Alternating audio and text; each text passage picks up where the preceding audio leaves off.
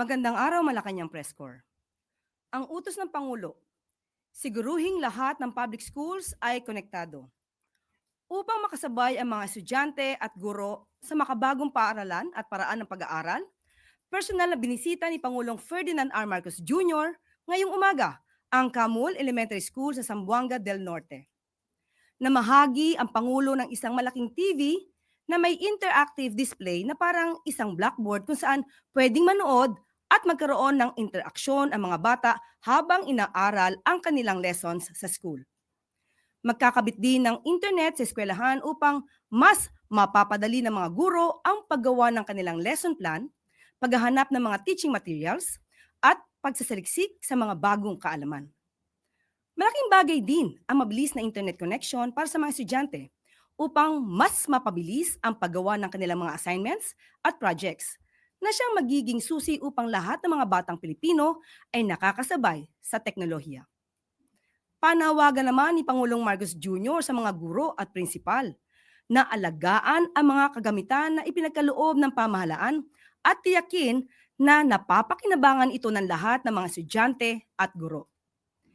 Sa DICT at DepEd naman, ipinag-utos ng Pangulo na tiyaking lahat ng public schools ay konektado sa internet ngayong taon at siguraduhin na walang paaralan at walang bata ang maiiwan sa makabagong paraan ng pag-aaral. Ang programang ito ng Marcos Administration ay patunay lamang na tuloy-tuloy ang pamahalaan sa pagbibigay ng suporta sa bawat batang Pilipino upang masiguro ang kanilang kinabukasan. Dahil lahat ay iaangat sa modernong bagong Pilipinas.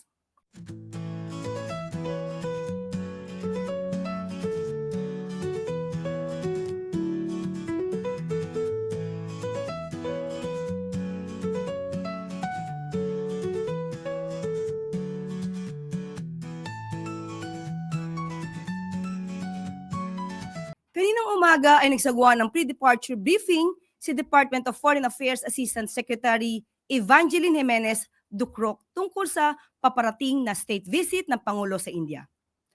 Panoorin po natin ito.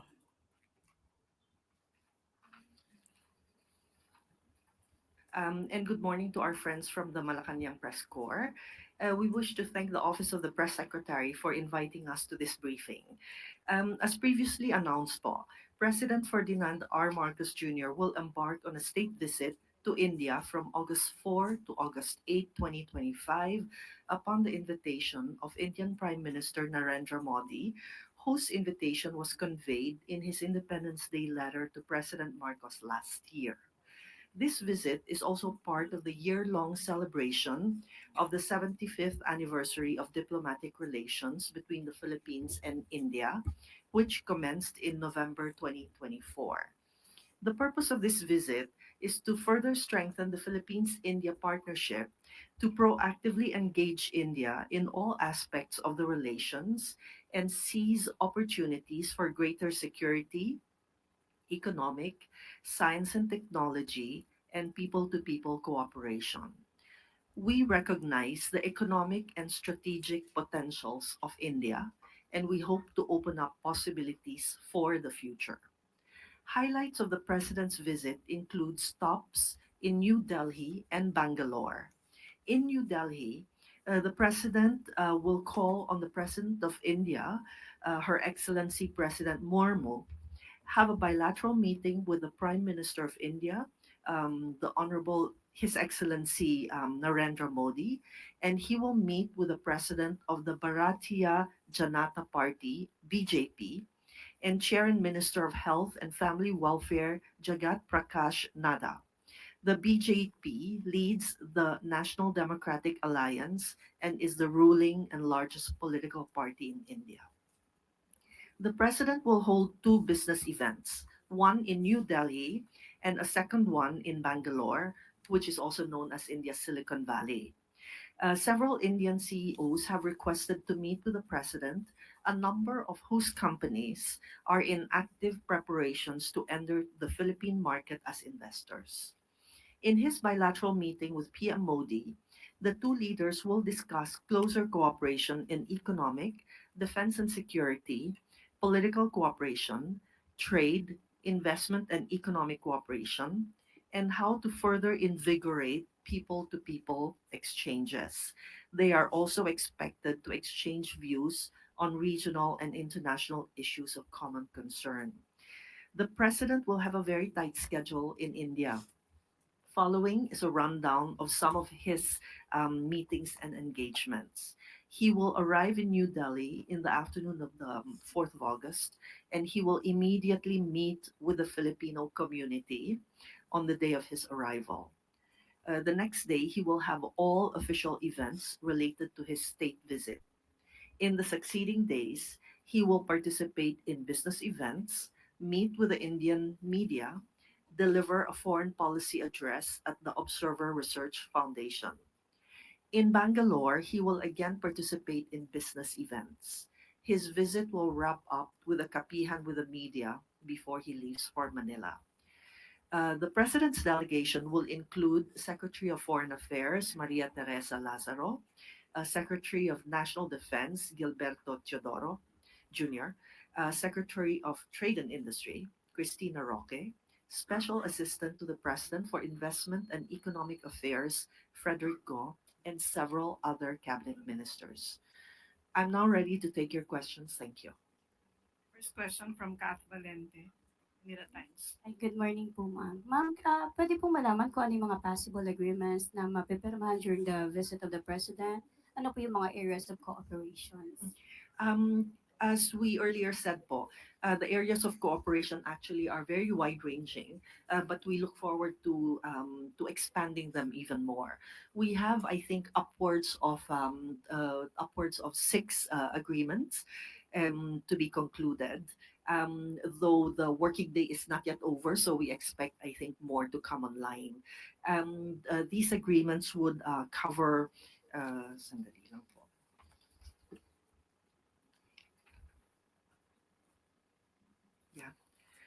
So these agreements range from our cooperation in law, culture, science and technology, and many other areas. As I said, the final count, ongoing pa rin siya because the day has not ended. Thank you. Next question, Jean Mangalus, philstar.com.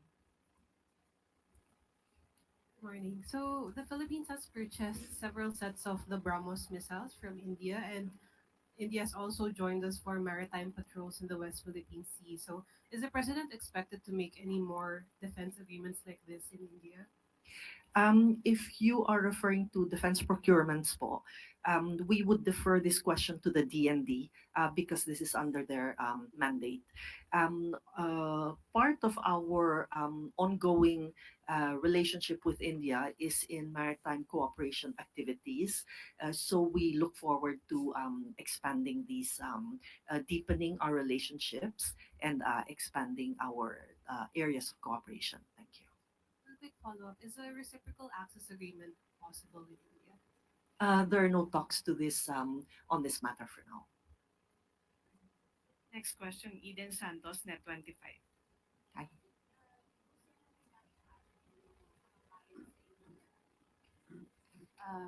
Kumustahin lang po namin yung mga kababayan natin sa India dahil isa po sa magiging activity ng Pangulo ay yung meet and greet with the Filipino community.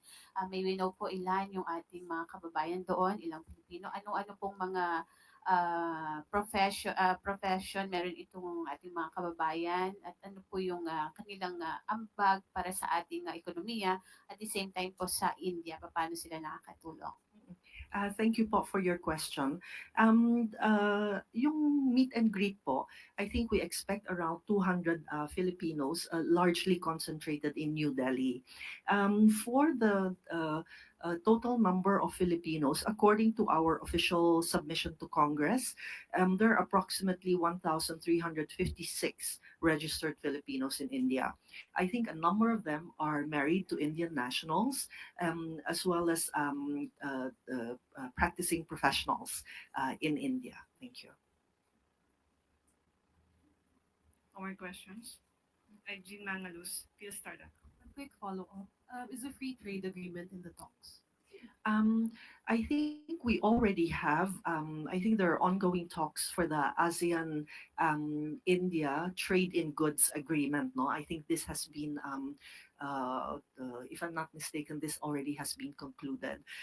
For a bilateral agreement, it is our aspiration to have one, but I believe talks have not started. But it's always an aspiration. 4 minutes. Ivan Mayrina, GMA7. Hi, ma'am. Or as the sorry, Silicon Valley of India, can you describe to us what's in it for the Philippines dito po sa mga inaasahan nating investments from the Indian companies? I think a number of the companies have already some investments in the Philippines, and so we're looking to expand these investments from the same companies or to reach out to new companies. The business aspect of the visit, especially in Bangalore, yung lead po dyan ay ang Department of Trade and Industry. So we would encourage you to address these questions to them. But as we said, Bangalore is India's Silicon Valley, and as you know, in ICT, in technology, they are quite strong. So we're hoping to establish better connections, especially for the private sector. Do we have information as to how much possible investments we're expecting and how many jobs may be created from these investments? May I refer this question po to the DTI so that I don't misspeak? Thank you. Understood. Salamat po. 2 more questions. Thank you, Asik Evangeline. Thank you, MPC.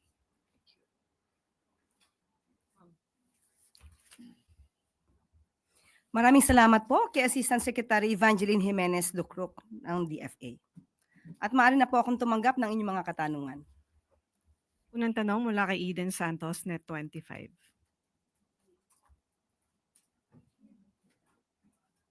Yusek, good morning. Ay, good afternoon na po pala. Regarding po dun sa binanggit ni Pangulong Marcos sa SONA po na zero balance billing, paano po ba ito ma-avail ng ating mga kababayan from the DOH hospital? At the same time po, yung Z benefit package naman po ng PhilHealth. Mhm. Okay po, ito po ay patungkol po sa 87 DOH hospitals kung saan maa-avail po yung zero billing. Okay? Zero balance billing. Ang ibig sabihin po nito, lahat po, hindi na po ito ika-categorize kung indigent ka o hindi. Basta you are willing to be at the basic ward accommodation, kayo po ay malilibre na po ng inyong gastos sa ospital. Unang-una po, kung kayo po ay PhilHealth member, kailangan po yan. Kung hindi po kayo PhilHealth member, maaari po kayo magpatulong doon para po kayo ay maasikaso at maging PhilHealth member. At pagkatapos po nun ay kapag ka po kayo naman ay lalabas na ng ospital. So kailangan nyo lang pong kumpletuhin yung inyong mga dokumento at humingi ng tulong sa PhilHealth Desk sa nasabing ospital. At doon po, after that, pag kumpleto na po yung dokumento nyo, ay maaari nyo na pong ipakompute ang inyong bill sa ospital. Yung po sa Z benefit package naman po ng PhilHealth, sabi po doon kahit hindi na rin po PWD, hindi yung ibang mga sector po na pili na makaka-avail nito, lahat na rin daw po ay pwede. Ano po yung pwedeng gawin ng pasyente o yung kanyang family para po ma-avail ito? Opo. Mas maganda po malaman din po kung yung ospital na pupuntahan po ninyo, hindi naman po kailangan na DOH hospital. Kung sila po ay mayroon pong tinatawag na Z benefits package. Kung meron po silang kontrata with the PhilHealth, sila po ay mako-cover. So, hindi po kinakailangan na kayo'y nasa ward. So, kahit po kayo nasa private room, nasa public hospital, basta po yung hospital na yon ay may kontrata po sa PhilHealth na Z benefit package. Pasok po yan. May binabanggit daw po yung DOH na kailangan ay basic accommodation Yes po. lang. Yun po yung pwede. Para po doon sa libre na bill. Iba po kasi yung Z benefit package, yun po yung patungkol sa mga let's say, kidney transplant. So meron pong package po doon. Pero yung zero billing sa DOH hospitals po, sa basic ward accommodation. Thank you po. Thank you, Eden. Sunod na tanong, Harleen Delgado, ABS-CBN. Yusek, good afternoon po. Yusek, some lawmakers have expressed disappointment after the president did not mention in his SONA anything about online gambling. How does the palace view this po? And also, kumusta po Yusek yung ginagawang evaluation ng Pangulo? Are we expecting a policy change on online gambling? As of now, maganda po kasi wag tayo masyadong magpadalos-dalos. Minsan kasi nakikita natin ano ba yung sinisigaw ng taong bayan, pero yung iba, hindi pa po inaaral na mabuti kung ano ba yung magiging epekto nito sa bayan. Dapat muna po malaman natin saan ba nanggagaling yung kamalian. Doon ba sa license, online gambling app, o doon sa mga hindi lisensyado? So dapat malaman natin saan ba nagugumon ang ating mga kababayan sa sugal. Doon ba sa mga illegal na gambling app? Example na lamang po natin. Recently, alam natin na ang isabong wala na. Ang isabong noon nakakapagbigay ng revenue, ng tulong sa pamahalaan. Nung tinanggal po yan, definitely wala na. Pero bakit may isabong? So sino nakikinabang sa illegal na sabong ngayon? Bakit isa pang mambabatas ang nakitaan natin na siyang nagpatunay na meron pang isabong? So dapat ito aralin mabuti. Ano ba ang dapat gawin? Dahil kapag nga tinanggal natin talaga agad-agad ang online gambling at maapektuhan naman yung ibang mga lisensyado, makakaapekto ba ito sa tulong sa bayan, sa tulong sa mga estudyante, sa tulong sa mga Pilipino? So hindi po pwedeng magpadalos-dalos ang Pangulo dito, dapat aralin po dahil sa totoo lamang po ang mga revenue po na ibinibigay ng lisensyado na online gambling ay nakakapagbigay talagang tulong sa mamamayan. So dapat pong aralin at hindi po dapat na ura-urada at mag-uutos agad na tanggalin agad yan. Dapat inaaral po yan. Yan ganyan po kasi ang gusto ng Pangulo. Inaaral bago magpadalos-dalos sa aksyon. Sunod na tanong, Maricel Halili, TV5.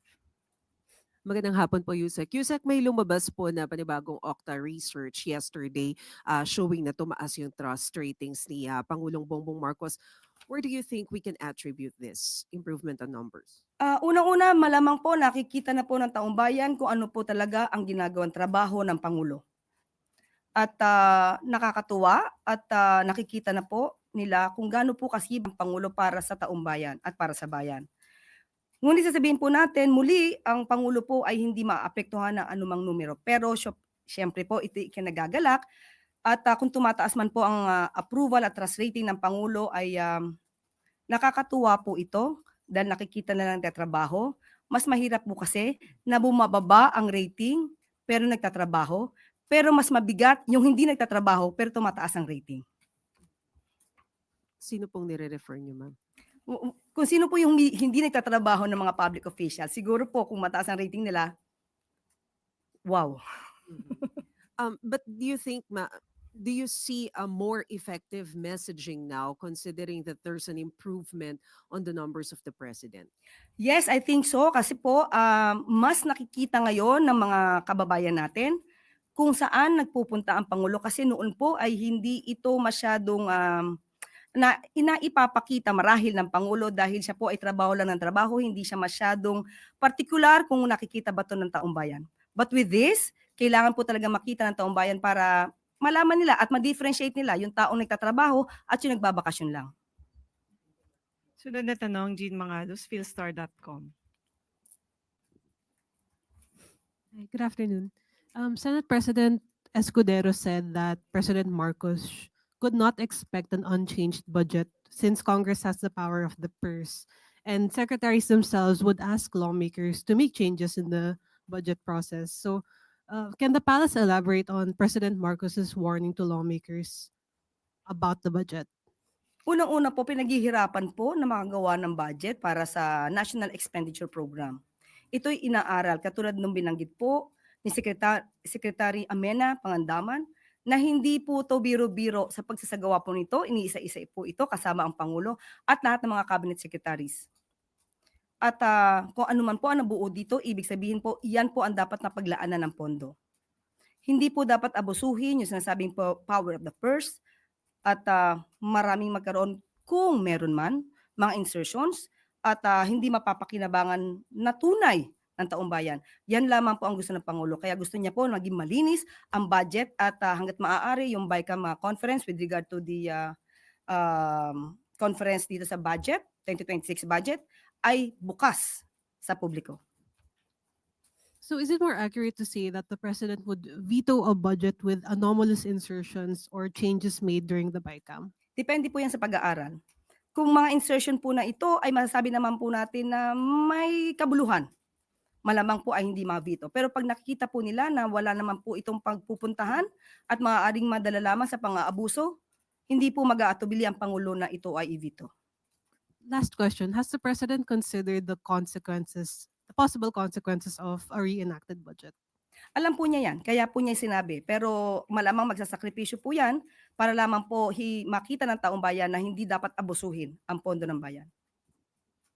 Sunod po, Ana Felicia Bajo, GMA News Online. Yusek. Ma'am, tanong lang po namin if nakarating na po kay Presidente yung desisyon ng MILF na isuspend or i-defer yung decommissioning ng thousands of combatants and weapons. Yes po, at medyo nakakalungkot po na balita yan dahil alam naman po natin na ang gobyerno po ay talaga naglalaan ng pondo para sa magandang kinabukasan ng mga nagnanais na bumalik, no? At magkaroon ng normal na buhay. Katulad po nung sinasabi na 100,000 cash assistance po sa bawat combatant, MILF combatant, at meron din pong nakalaan at inilaan noon na more than 400 billion worth for the socio-economic programs. Hindi lang po yan. Marami pa po at alam naman po natin yan. So siguro lamang po ay mas kinakailangan pa ng mas malalim ang pag-uusap para mas maging maganda ang kahinat na nito para din sa miyembro po ng MILF. But ma'am, in a resolution signed by MILF Chair Ibrahim, sinabi po nila na not a single one na combatant has undergone transition to productive civilian life. So mukhang may problema po sa pag-integrate nila sa civilian life. Mas maganda Meron po pong kung reaction. ibibigay din namin ang report patungkol po dyan para po maramdaman nila kung ano po ang ginawa ng gobyerno para sa kinabukasan ng mga dating MILF combatants. Ano po ma'am yung next course of action na lang po natin dito? Makikipag-usap po na mas masinsinan para po mas maging maganda ang resulta. Thank you ma'am. Marcel Halili, TV5. Hi, Yusek. Yusek, ibang topic naman, yung tungkol po dun sa nabanggit ni Presidente na flood control projects during his SONA. Meron na po bang nakikita ang Malacanang ng mga officials possible involved dito sa sinabi ni PBBM na rumaraket sa mga flood control at gaano po kadami yung mga binabantayan natin? Ngayon, hindi pa natin masasabi in details kung sino at kung anong proyekto ito. Mas maganda po kasi kung mag-uulat kami ng verified. Mahirap po kasi magsabi at sabi ko malamang itong lugar na to, nakita ng Pangulo, sira ito at isipin niya na nagkaroon dito ng anomalya. So bubuin muna po ang karampatang pag-iimbestiga rito para po ang maiuulat namin sa bayan ay yung verified facts. May nabanggit po ang DPWH na I think isa dun sa mga concerns nila yung sa budget pa rin na once daw kasi na may mga insertion na nangyari sa BICAM, hindi nila ma-double check. Biglang dumadating na lang na ay flood control projects pero meron palang mga problema sa let's say right of way. Mhm. So how do you plan or ano po ang pwedeng gawin ng Malacanang or ng administration? Opo, since hindi nga po kasama ang ehekutibo sa BICAM conference, hindi po nakikita kung paano na isisingit yung iba. At yun po ang ayaw ng Pangulo. Kaya po sa tulong po ng taong bayan, sa tulong po ninyong lahat, bantayan po natin itong gagawing BICAM conference patating sa 2026 budget. At ayaw pong maulit ng Pangulo itong nangyaring ganyan. Sunod, Ivy Reyes, Bilyonaryo. Hi, Yusek. Good afternoon po. Bayan muna reacted to Secretary Eduardo Anyo's statement on red tagging. Allow me to quote what they said po. We have many documented cases of members of community organizations being forced, intimidated, or deceived into surrendering in exchange for some ayuda and getting their names cleared. May we have the palace's reaction po? Ipagpaumanhin, Miss Ivy, hinahanap ko ang issue about bayan muna in relation to that. Hindi ko siya nakita, kaya hindi ko na-relay. But anyway, in general naman po, ito yung natanong natin sa POSONA. Yan po ba ay may kinalaman sa POSONA na sagot o nung nakaraan pa before the elections? Kasi meron din issue ang bayan muna before the elections. Post SONA discussion. POSONA.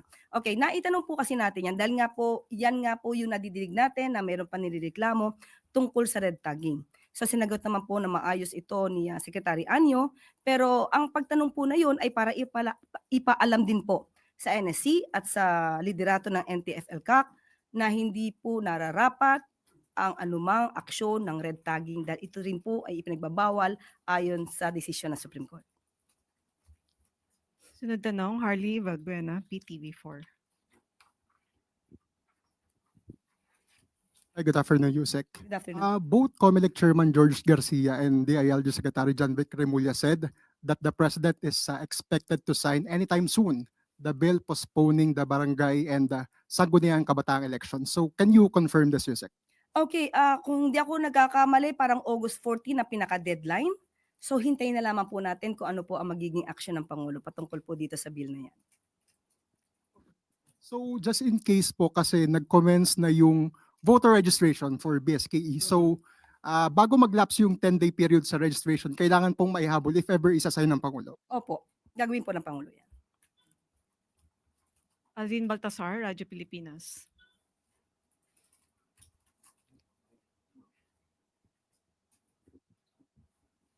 Yusek, just for confirmation, may report daw na August 13 daw po yung submission ng National Expenditure Program sa House. May info po tayo tungkol doon. Ayon po kay Secretary Amena ay makakapag-submit na po. At tapos na po or tinatapos na po at makakapag-submit on time. Salamat po, Opo. Yusek. Thank you po. Para sa mas matatag na healthcare system, Pangulong Marcos Jr. na mahagi ng mga bagong ambulansya sa Zamboanga Peninsula at Lanao del Sur sa tulong ng PCSO. Batid ng Pangulo ang pangangailangan ng mga kababayan natin sa maagap na serbisyong medikal. Kaya bukod sa paninigurado na bawat bahay or bawat bayan ay may doktor, ngayon naman ay sinisikap ng administrasyon na lahat ng bayan sa bansa ay may sariling ambulansya. Layong patatagin ng additional 106 new ambulances sa Lanao del Sur, Zamboanga del Sur, Zamboanga del Norte, Zamboanga Sibugay at Isabela City ang healthcare system sa buong bansa. Dahil ang utos ng Pangulo, dapat bawat Pilipino ay agarang mabigyan ng atensyong medikal. Bukod sa bago at maaasahan ang mga ambulansya, kompleto rin ang mga ito sa mga kagamitan gaya ng stretcher, oxygen tank, wheelchair, first aid kit, BP monitor at medicine cabinet. Malinaw naman ang direktiba ni Pangulong Marcos Jr. sa mga LGU. Pakaalagaan ang mga ambulansya upang matagal itong magamit sa serbisyo at lubusang mapakinabangan ng ating mga kababayan. Nasa 1,067 ambulances na ang napapamahagi sa buong bansa sa ilalim ng Medical Transport Vehicle Donation Program ng PCSO at liderato ni GM Mel Robles mula June 2022 hanggang July 2025. Patuloy lang ang pamamahagi ng mga ambulansya hanggang sa lahat ng lungsod at munisipalidad sa bansa ay may sariling emergency vehicle. Dahil sa bagong Pilipinas, ang kalusugan ay karapatan ng bawat mamamayan.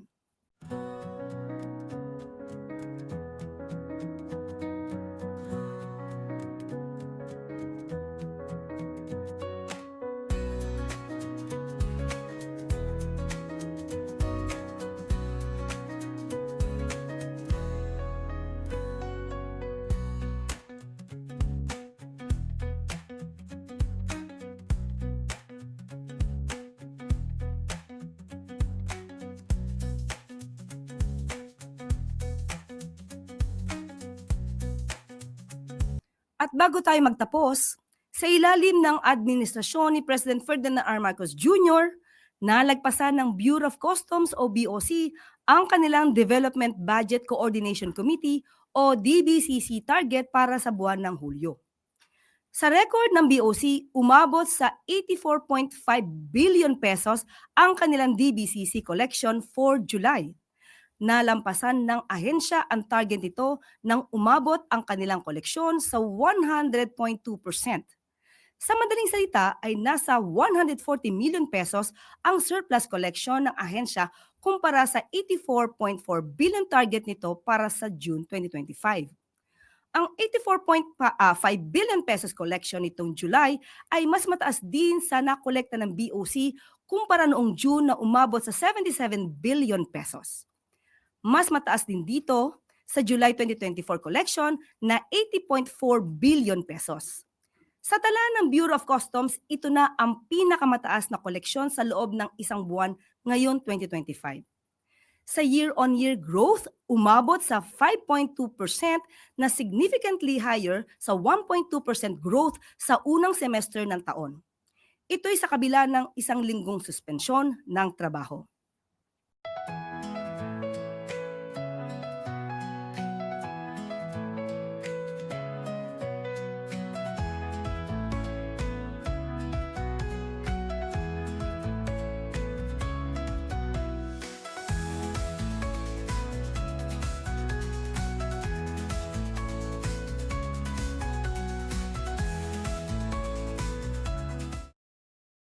At isa pong announcement, nais naming ipabatid na formal nang itinalaga bilang member ng Board of Directors ng Philippine National Oil Company o PNOC si Ms. Maria Trestina Sheila Canag Cabaraban mula July 1, 2025 hanggang June 30, 2026. Ang kanyang appointment ay nilagdaan ng Pangulo noong July 14, 2025. At dito na po rin tatapos ang ating press briefing. Magandang araw para sa bagong Pilipinas.